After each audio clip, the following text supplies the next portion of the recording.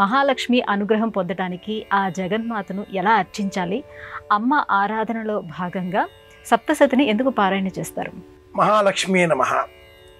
నమస్తేస్తు మహామాయే శ్రీపీఠే సురపూజితే శంఖ చక్ర గదాహస్తేర్మహాలక్ష్మీర్నమోస్తుతే.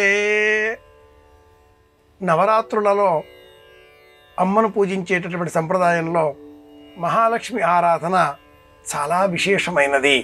లక్ష్మి అనగానే లక్ష్యార్థే లక్షణార్థే అనే తాత్పర్యంలో అమ్మను సంపద రూపంలో కాకుండా ఆనంద రూపంలో భావన చేయాలి. విజయం లభిస్తే ఆనందం, అది లక్ష్మీ స్వరూపం. పాడి పంటలు లభిస్తే ఆనందం, అది ఆరోగ్య చిహ్నం. బంధువులు పెరగడం, సాహసంతో సంకల్పాలను పరిపూర్ణం చేసుకోవడం, ఇవన్నీ కూడా లక్ష్మీ స్వరూపాలుగా పురాణం తెలియజేస్తుంది. ఇందులో నవరాత్రులలో అమ్మను విశేషంగా మహాదేవ్యై చ విద్మహే విష్ణుపత్న్యై చ ధీమహి తన్నో లక్ష్మీ ప్రచోదయాత్, ఇది లక్ష్మీ గాయత్రి మహామంత్రం.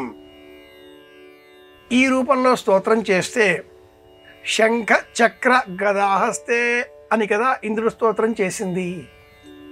ఇలా చేసినట్లయితే అమ్మ అనుగ్రహంతో ఆనందం అనే సంపద మనకు లభిస్తుంది.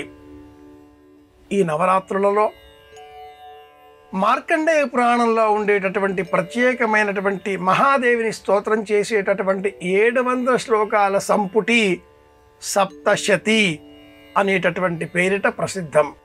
ఈ స్తోత్రాన్ని 13 అధ్యాయాలతో ఉండేటటువంటి సప్తశతి అనే మహా ప్రత్యేక సంకల్పాన్ని మహాలక్ష్మి అర్చన ఉన్నటువంటి రోజున ప్రదోష సమయంలో పారాయణ చేసిన విన్న అలాంటి వారికి సంకల్పాలన్నీ నెరవేరుతాయి. సుమేధసుడు, సురుచి, మేధావి అనే ముగ్గురి మధ్యన జరిగిన చర్చ సారాంశం ఇది.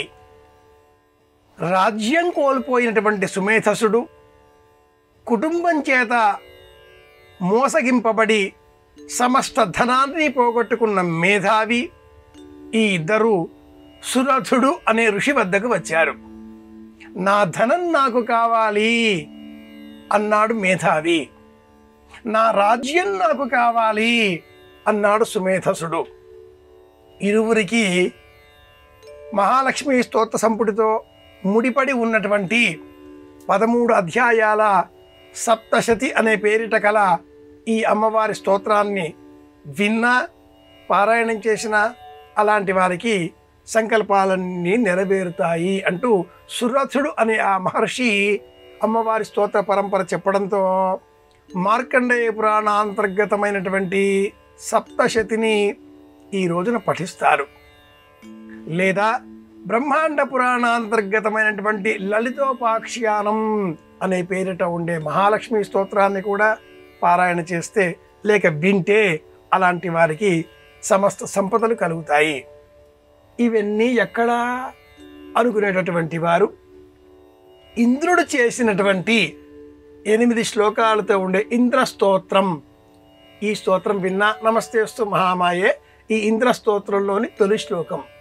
ఈ స్తోత్రం విన్నా కూడా అమ్మ అనుగ్రహం లభిస్తుంది, ఆనందం కలుగుతుంది.